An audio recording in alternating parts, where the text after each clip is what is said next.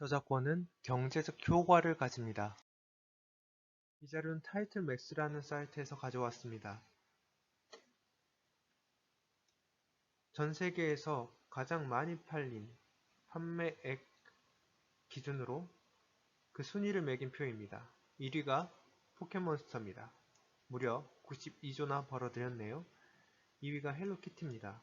80조 넘게 수익을 창출했습니다. 노란색이 뭐냐면 헬로키티가 그려진 상품들을 판매한 금액입니다. 예를 들어 인형, 헬로키티가 그려진 잠옷, 소파, 세탁기, 체중계, 애들 장난감, 카드 이런 거 다 합해서 이 정도의 수익을 벌어들인 것입니다.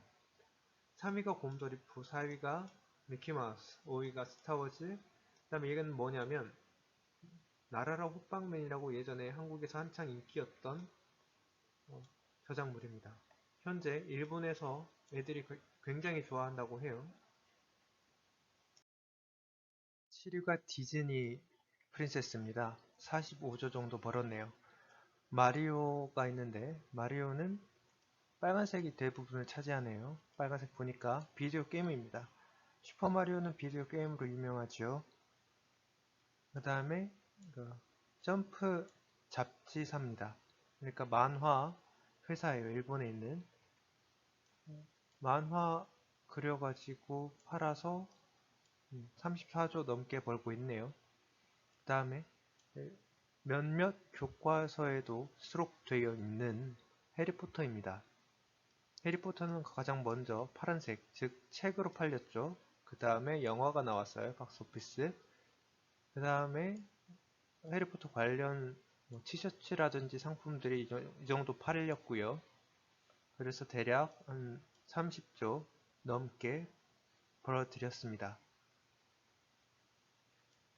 그 다음에 11번째가 마블 영화네요. 영화니까 박스오피스 수익이 많겠죠. 그 다음에 스파이더맨. 스파이더맨은 의외로 영화보다는 스파이더맨 관련 상품들, 장난감들, 인형들 해가지고 많이 팔렸다고 합니다. 이처럼 저작권에는 경제적 효과가 높습니다. 문화산업 발전에 기여합니다. 이 자료는 한국콘텐츠진흥원 자료입니다. 19년도 상반기 콘텐츠 산업 매출액 규모입니다. 1위가 출판업입니다. 10조 가까이 벌어들였네요. 그 다음에 방송 8조, 광고, 게임, 캐릭터, 음악, 영화, 만화, 애니메이션 순으로 매출액을 달성했습니다. 출판업이 1위라길래 얼마나 팔렸는지 분야별 비중을 찾아봤습니다. 1위가 교육이네요. 31.2%에서 여러분들이 쓰고 있는 중고 학습 신간도서 발행 비율이 대략적으로 5.6%입니다. 가장 많은 비율을 차지한 게 취업 수험서 자격증 관련 도서네요. 2019년도 상반기 콘텐츠 산업 수출액 규모입니다. 무슨 말이냐면 우리나라의 콘텐츠를 저작료를 받고 얼마만큼 외국에 팔았느냐를 조사한 자료입니다. 제 아무리 K-팝이 유명하고 드라마가 유명하고 영화가 유명해지더라도 소프트웨어인 게임만 못합니다. 게임 분야에서 3조가 넘게 벌어들였는데 여러분 게임을 하는 것과 즐기는 것과 게임을 만들어 파는 것의 차이는 굉장히 큽니다. 비유하자면 여러분들이 학교에서 영어를 배우죠. 그런데 여러분들이 만약에 해외에서 물건을 산다고 칩시다. 돈을 쓰는 영어 안 해도 됩니다. 해외에 나가서 그냥 한국말로 하세요. 이거 주세요 라고 당당하게 영어로 말하지 않고 그래도 상점 점원은 여러분들의 의사를 알고 물건을 팔아줄 겁니다. 아주 친절하게요. 반대로 여러분들이 돈을 버는 영어를 한다 하면은 굉장히 어렵죠. 학교에서 배우는 영어 그 이상을 공부를 해야 되니까요. 다시 말해, 돈 쓰는 영어와 돈 버는 영어의 차이라고 보시면 됩니다. 게임을 즐기는 것과 게임을 만들어서 파는 것, 그 차이는 앞에 비유한 바와 같습니다. 저작권은 일자리 창출에도 기여합니다. 2019년 상반기 콘텐츠 산업 종사자 규모입니다. 다시 말해 2019년 상반기에 저작권 관련 회사를 다니고 있는 사람들의 수입니다. 1위가 출판업이죠. 작가들 뿐만 아니라 그 작가가 책을 내기 전까지의 그런 과정에서 돕는 사람들 다 포함해서 나온 인원수가 18만 3천 명 이상이라는 겁니다. 게임 개발자들만 있는 게 아닙니다. 그 게임 회사에 종사하는 모든 사람들의 수입니다. 음악 가수들 뿐만 아니라 그 가수들이 음반을 내고 활동을 할 수 있도록 돕는 그 회사에서 종사하는 사람들의 총수입니다. 영화 감독뿐만 아니라 시나리오 작가들, 그리고 스텝, 그리고 소리 전문가 이런 사람들 다 포함해서 나온 수입니다. 배우들 당연하게 포함되고요. 이처럼 저작권 보호는 앞에서 봤다시피 많은 경제적 효과를 가집니다. 그리고 문화 산업을 이끌어내고 일자리도 창출하고 있습니다. 저작권 보호를 하지 않는다면 경제적 효과, 문화 산업, 일자리까지 다 사라지게 만드는 일과 같습니다. 자, 그렇다면 구체적으로 저작권이 도대체 뭔지에 대해서 배울 차례입니다. 저작권이란 저작물에 대하여 저작자가 갖는 권리입니다. 다시 말해, 저작물을 만들었으면 그 저작물을 만든 사람이 갖는 권리라는 것입니다. 그렇다면 이 저작물이 도대체 뭔지 알아야겠죠? 저작물을 표현하는 형식에 따라서 나는 분류들입니다. 저작물의 종류들이죠. 어문 저작물이라는 것은 소설이나 시 같은 저작물을 말합니다. 예를 들어 여러분들이 일기를 쓰고 있다면 그것은 일기는 어문 저작물에 포함이 됩니다. 여러분들이 예전에 썼던 글쓰기, 그 저작물들은 다 어문 저작물에 포함이 되는 거죠. 음악 저작물은 멜로디나 리듬, 화음 같은 것을 포함합니다. 미술 저작물은 회화나 서예, 조각 이런 것들을 다 포함합니다. 영상 저작물은 영화나 애니메이션 등을 말합니다. 여러분 유튜브 같은 것도 다 영상 저작물에 포함이 되죠. 그 다음에 컴퓨터 프로그램 저작물은 컴퓨터 프로그램 뿐만 아니라 어플리케이션까지 다 포함하는 것을 바로 컴퓨터 프로그램 저작물이라고 합니다. 이후에 이 자료를 가지고 사례를 통해 공부를 해보도록 하겠습니다. 이 자료는 한국콘텐츠진흥원에서 가져온 저작권에 대한 설명 자료입니다. 저작권에 대해서 한눈에 알아볼 수 있도록 만든 훌륭한 자료입니다. 처음 보면 조금 생소해 보일 수 있겠으나 이 저작권이 구체적으로 뭔지에 대해 확실하게 개념을 알 수 있는, 배울 수 있는 자료입니다. 광의 저작권이라는 건 무슨 말이냐면 아주 넓은 의미에서 저작권을 의미합니다. 그것은 저작권과 저작인적권으로 나뉩니다. 예를 들어 볼게요. 여러분들이 좋아하는 가수의 노래가 있을 거예요. 그 노래를 만든 사람이 이제 작곡가예요. 그 작곡가가 가지는 권리가 바로 저작권입니다. 그리고 여러분들이 좋아하는 가수가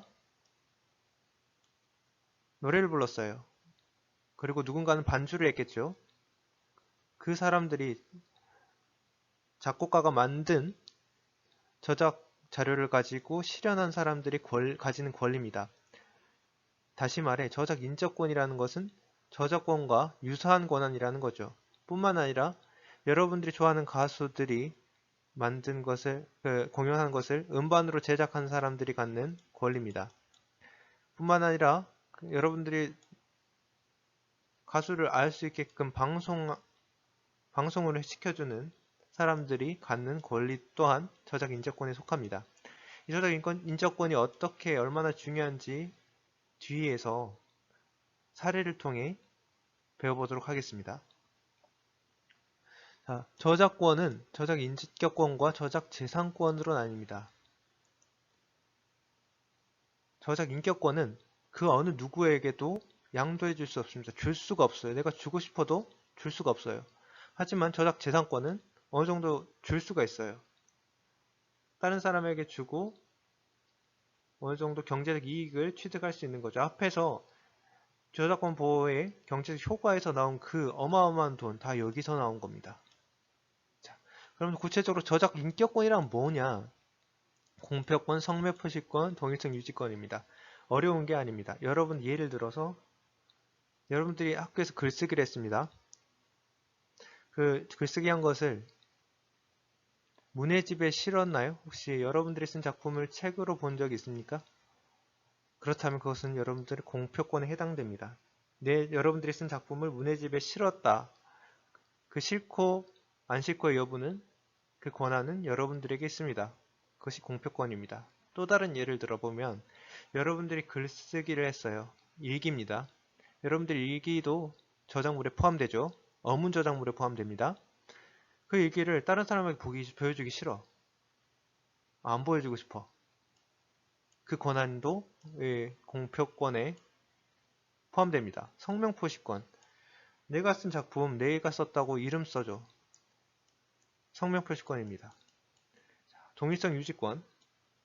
내가 쓴 글 수정하지 말아줘. 만약에 수정하더라도 나한테 그 전에 알려줘야 돼. 이게 바로 동일성 유지권입니다.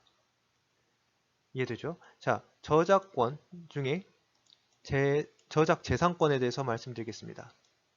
복제권이라는 것은 여러분들이 쓴 글을 문해집으로 만들었어요. 그것을 재본하죠. 한 권만 만드는 거 아닐 거예요. 문해집을 여러 권 복제를 할 거예요. 재본을 해서. 그것을 허락할 수 있는 권한이 복제권입니다. 공연권. 여러분들이 쓴 글이 시나리오예요. 어떤 이야기예요. 그것을 가지고 공연을 했다. 그것은 공연권에 속합니다. 공중송신권. 여러분들이 쓴 글을 학교 홈페이지에 올렸어요. 이것이 공중송신권입니다. 전시권. 여러분들이 쓴 작품이 실린 그 문해집을 전시회에서 전시했어요. 그걸 전시할지 말지도 여러분들의 가진 권한입니다. 배포권. 여러분들 가진 문해집을 다른 학생들에게 나눠줬어요. 배포할 수 있는 권한 여러분들이 가집니다. 그 글 쓴 사람이요. 대여권. 여러분들이 쓴 문해집을 학교 도서관에 배치했어요. 그래서 여러분들의 후배들이 그 문해집을 보고 여러분들의 작품을 봅니다. 네, 그것이 도서관에서 대여할 수 있는 그 대여권이라고 설명할 수 있겠어요. 중요한 게 2차적 저작물 작성권인데 이게 굉장히 중요합니다. 2차적 저작물이라는 것은 여러분 원 저작물을 바탕으로 또 다른 새로운 창의적인 저작물로 인정되는 저작물입니다. 예를 들어 여러분들이 쓴 작품 그것을 1차적 저작물이라고 해요. 원 저작물이라고 하는데 그 작품을 바탕으로 여러분들의 후배가 새로운 또 다른 창작물을 만들었어요. 예를 들어 여러분들이 학교 이야기 1을 첫 번째 글을 썼다라면 후배들이 그 글을 바탕으로 2차적 저작물로 학교 이야기 2를 만약에 만들었다라면 그것은 또 다른 새로운 저작물로서 인정받게 되는 2차적 저작물이 되는 거죠. 조금 생소할 수 있습니다. 생소한 개념일 수도 있는데 이 개념들을 뒤에서 그 예시 사례들과 함께 다시 한번 짚어본 시간을 갖도록 하겠습니다. 앞에서 배웠던 저작권을 어기게 되면 어떻게 되는지에 대해서 여러분 실제로 일어났던 사건들을 바탕으로 말씀드리겠습니다. 대학 최종 탈락을 한 사람들이 많습니다. 2016년도부터 2017년, 2018년도에 많은 학생들이 대학을 지원을 했는데 최종 불합격자가 늘어나고 있습니다. 이 불합격자들은 다른 사람의 자기소개서를 표절해서 불합격한 사람들입니다. 점점 수가 많아지고 있어요. 왜? 이 자기소개서를 표절했는지 여부를 사람이 판단한 게 아니라 AI가 어떤 프로그램이 판단한답니다. 어느 정도 몇 퍼센트 표절이 됐는지 기존 자료에 근거해서요. 자, 자기소개서는 어떤 저작물에 속할까요? 여기서 한번 골라보세요. 네, 바로 어문 저작물에 속합니다. 자, 그러면 자기소개서에 대해서 어떻게 저작권 법에 위배가 됐는지 찾아보도록 해봅니다. 자, 한번 시간을 줄 테니까 어떤 저작권을 위배했는지 한번 찾아보세요. 네. 자, 저작권에서 바로 저작인격권 다 위배한 겁니다. 공표권. 언제 내가 쓴 자기소개서 너가 쓰라고 다른 사람한테 보여주라고 학교에 제출하라고 허락한 적 있습니까? 없죠. 공표권. 자, 성명 표시권. 내 자기소개서 아무리 바보라 해도 남이 쓴 자기소개서 이름 바꿔서 냈겠지. 그대로 다른 사람 쓴 거 그대로 이름 붙여넣겠습니까? 다른 사람의 자기소개서 자기 거라고 이름 바꿔서 냈겠죠. 그 자기소개서 이름 쓴 거 성명 표시권 어겼죠. 세 번째, 동일성 유지권. 그대로 정말 다른 사람 거 완전 진짜 100% 복사해서 붙여넣기 하는 사람은 설마 없을 겁니다. 어느 정도 한 줄이라도 바꿨겠죠. 그 한 줄이라도 바꾸는 순간 동일성 유지권이 위배됩니다. 그래서 저작인격권이 위배가 되고 저작권 법에 위배가 됩니다. 이렇게 생각하는 사람들이 있을 겁니다. 학생들이 어느 정도 아니 다른 사람 자기소개서 좀 베꼈다고 그게 뭐 어쨌다고 대학을 들어오지 말래? 자, 여러분들이 교수의 입장이 되어 보십시오. 여러분들의 학생이 범법자라면 그 학생들을 가르치고 싶겠습니까? 아닐 겁니다. 일반적으로는요. 저작권도 엄연한 법이 있습니다. 저작권법이라고요. 그 법을 지키지 않으면 범법자가 되는 겁니다. 특히 교수님들은요. 대학을 졸업하고 대학원 졸업하고 석사 박사과정을 거치게 됩니다. 그때 박사과정을 뭐라고 생각하면 되냐면 여러분들이 집에 있는 가장 두꺼운 책을 한 권 썼다고 생각하면 됩니다. 그 책을 쓰려면 물론 다른 사람 것도 좀 보고 참고를 했겠죠. 그땐 반드시 출처를 표기하고 그 사람의 허락을 받습니다. 그런 과정을 다 거칩니다. 그래서 남의 자료를 내가 쓴 글을 다른 사람이 함부로 베꼈다 은 것에 대해서 상당히 안 좋게 바라봅니다. 교수님들은요. 그래서 자기소개서를 함부로 무단으로 베껴 쓴 사람들이 대학에서 불합격한 이유가 되겠죠. 유튜브를 보다가 이런 화면을 본 적 있을 겁니다. 이 비디오는 더 이상 볼 수가 없습니다. 얘는 그 비디오가 잘렸다라는 걸 의미하죠. 그래도 얘는 양반입니다. 얘는 아주 심각합니다. 이 비디오는 더 이상 허용되지 않습니다. 왜냐하면 유튜브 계정이 정지가 되었기 때문입니다. 왜 정지가 됐겠나요? 바로 저작권법을 어겼기 때문이겠죠. 유튜브도 한 3번까지는 봐준 됩니다. 저작권 어기더라도. 그래서 앞에처럼 유튜브 영상을 막는데요. 그러다가 3번 걸리는 순간 계정이 삭제되게 되고 아무리 유명한 유튜버라도 해당한 정책에 의해서 채널이 닫히게 됩니다. 많은 구독자 수를 보유한 창현이라는 사람이 이제 자신의 채널에 올라와 있던 영상 천여 개와 일시적으로 삭제되거나 비공개로 전환이 됐대요. 이분이 뭐 거리에서 노래를 부른 영상을 찍어서 올려서 이렇게 많은 구독자를 모았나 봐요.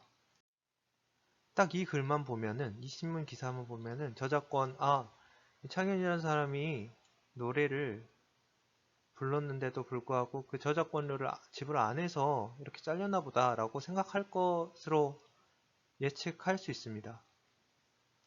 하지만 실상은 그렇지 않았답니다. 저작권료를 냈대요. 그 증거 자료도 갖고 있습니다. 이것을 유튜브가 알고 있고요. 그런데도 삭제가 되고 비공개가 됐습니다. 왜 그랬을까요? 작곡가입니다. 그리고 창현이고 유튜브고. 자, 얘는 뭐냐면 음악 저작권 협회라고 합니다. 작곡가들이 이 음악 저작권 협회에 돈을 내고 등록을 해요. 그러면 이 등록한 음악 저작권을 혹시 다른 사람이 침해하면은 정당한 저작권료를 받아서 이 작곡한 사람들에게 나눠주는 역할을 하는 분들이 이 한국음저협입니다. 그리고 이 한국음저협은 유튜브와 협약을 합니다. 계약을 해요. 유튜브 영상에서 만약에 저작권 문제가 발생할 경우 해당하는 그 저작권료를 받아낼 수 있도록 그런 협약을 맺습니다. 저작권을 보호하기 위해서죠. 자, 여기 창현이 있습니다. 자, 창현은 분명히 말했었습니다. 유튜브에 그리고 어느 정도 저작권료를 내고 있다고. 유튜브도 알고 있습니다. 그래서 그 저작권료를 한국음자협에 냈고 그리고 그 한국음자협에서 그 작곡가에게 돈을 지불했겠죠. 여기까지는 아무런 문제가 없습니다. 창현의 입장에서는 저작권료를 내고 유튜브를 영상을 만들었으니까요. 자, 그런데 바로 이분들이 등장합니다. 이분들은 작곡가가 쓴 곡을 반주를 넣고 다른 사람들이 부를 수 있도록 노래방 기기를 만든 회사입니다. 이 창현이라는 사람은 이 회사들의 허락을 맡아서 유튜브를 처음엔 제작했다고 합니다. 이 노래방 기기를 가지고 유튜브를 다른 사람이 노래를 부르거나 자기가 노래를 불러서 그 유튜브를 제작한 것이죠. 처음에는 허락했답니다. 그런데 마음을 바꿨답니다. 저작권료를 받기로 이 회사들이. 자, 그래서 이 창현의 그 유튜브가 비공개가 되고 삭제가 됐습니다. 지금은 많은 영상들이 복구가 됐다고 소식이 들려집니다. 하지만 이 저작권 문제는 회사들이 이전까지는 괜찮아 써도 돼 이 저작권 써도 돼 라고 허락했음에도 어느 날 갑자기 회의를 해서 안 되겠는데 저작권료 받아야겠어 라고 마음 바꾸고 바로 신고할 수도 있다는 겁니다. 이게 불법은 아니에요. 왜냐하면 저작권을 가지고 있는 권한이니까요. 그 작곡가가 만든 저작물은 어떤 걸까요? 네, 바로 음악 저작물이죠. 그럼 아까 금방 사례에서 본 창현이 만든 저작물은 어떤 저작물인가요? 네, 바로 영상 저작물입니다. 앞에 창현 같은 사례는 일반적인 그냥 저작권 문제가 아닙니다. 창현은 저작권료를 냈으니까요. 음저협에다가 정확하게. 그리고 그 저작권료는 당연히 그 만든 작곡가에게 돌아갔겠죠. 문제가 없었습니다. 하지만 금연과 같은 그 저작 인접권을 가진 회사에게 음반 제작자의 권리에 침해가 돼서 그렇게 채널이 삭제되고 비공개가 된 것입니다. 물론 창현에게는 실현자의 권리, 자기가 노래를 불렀다면 그 권리가 있었겠죠. 하지만 음반 제작을 창현이 직접 하지는 않았겠죠. 그 금영이라는 회사나 시제이라는 회사가 만들어서 그 권리를 그 회사들이 갖고 있었던 것이겠죠. 창현이 했던 그 공연에 대한 보상권을 청구한 것이죠. 주요 사이트 불법 복제물 모니터링 현황입니다. 2018년에는 29,000건, 2019년에는 8월 기준으로 여전히 많죠. 12,000 몇 건. 저작권에 걸리면 아까 창현처럼 중지가 되거나 심할 경우에는 계정이 삭제가 되는 경우가 있습니다.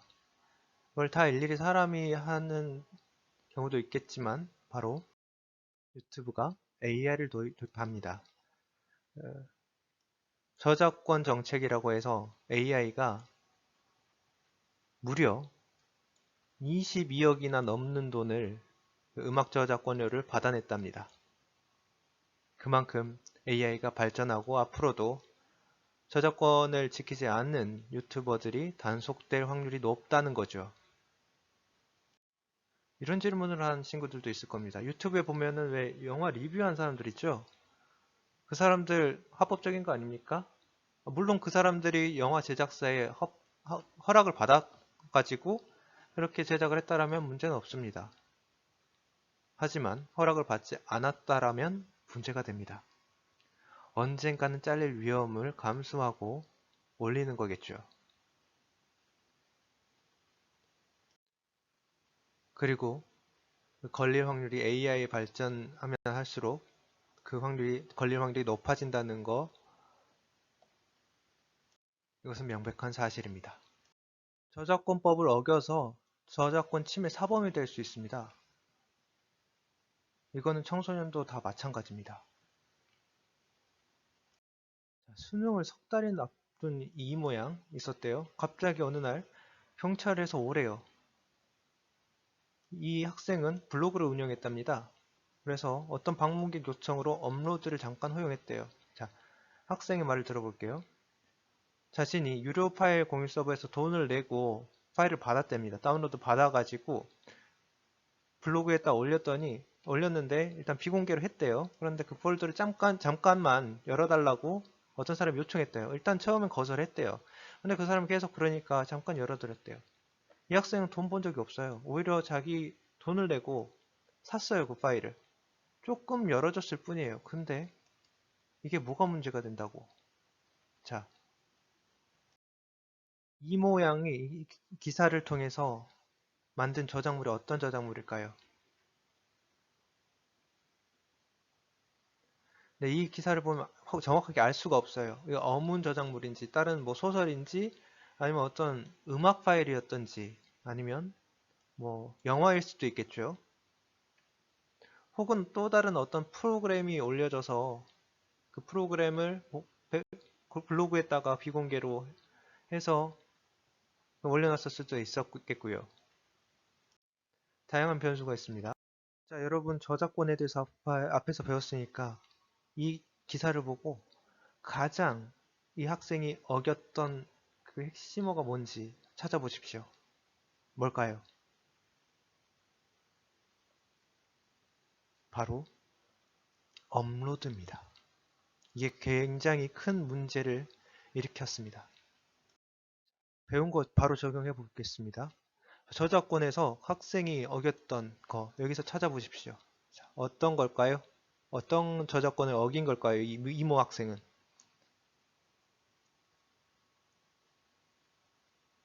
예, 바로 업로드, 배포권입니다.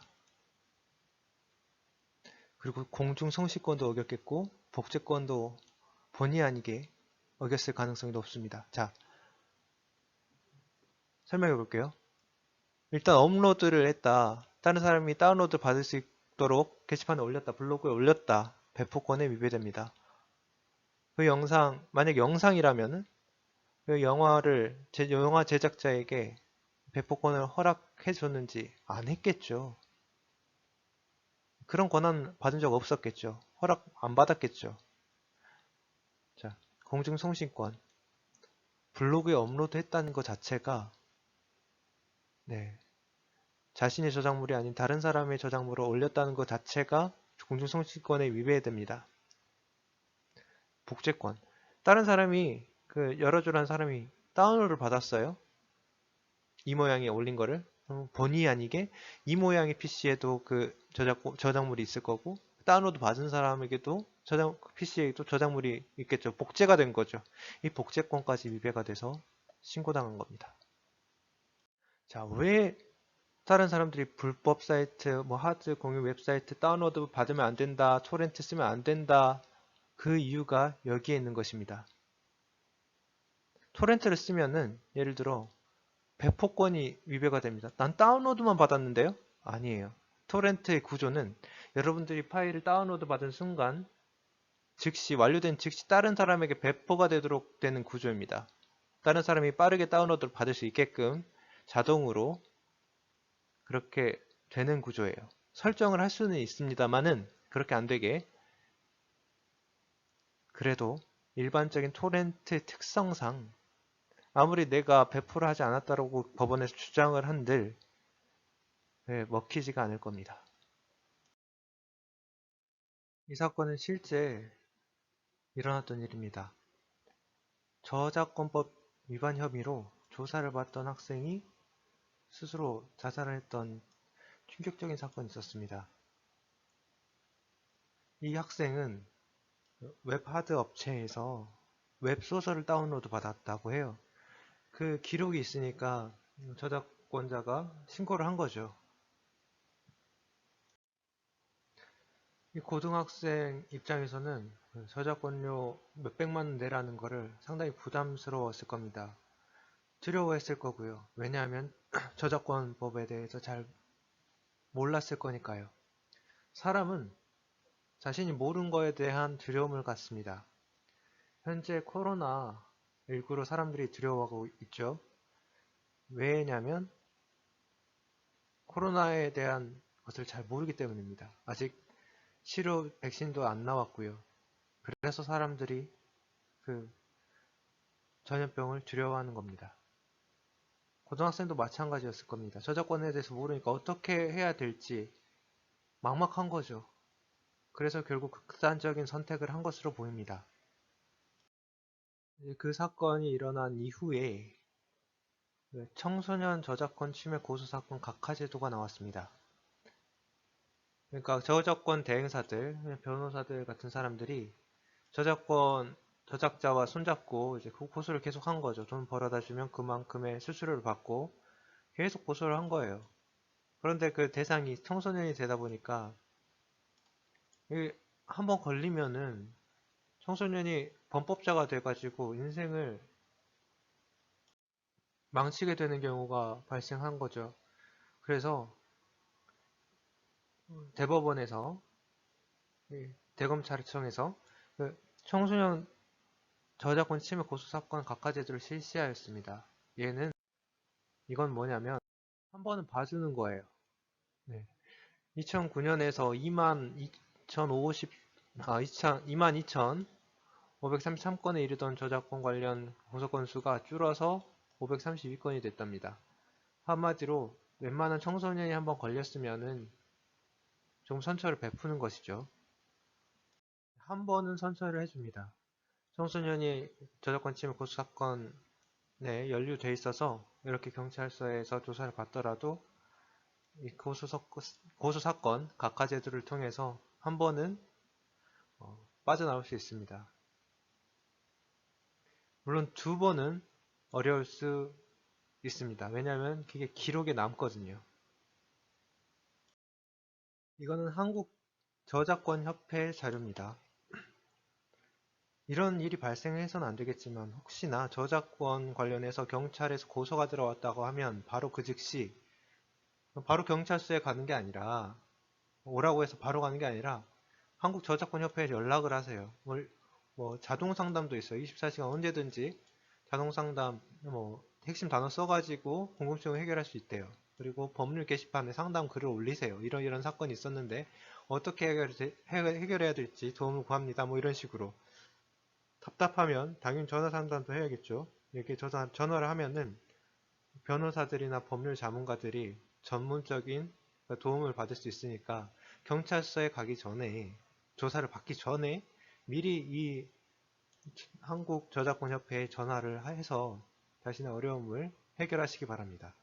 자, 그럼 다음 시간에는 이 저작권 어떻게 디지털 저작권을 활용해야 될지 구체적인 사례들을 통해 공부해보는 시간을 갖도록 하겠습니다.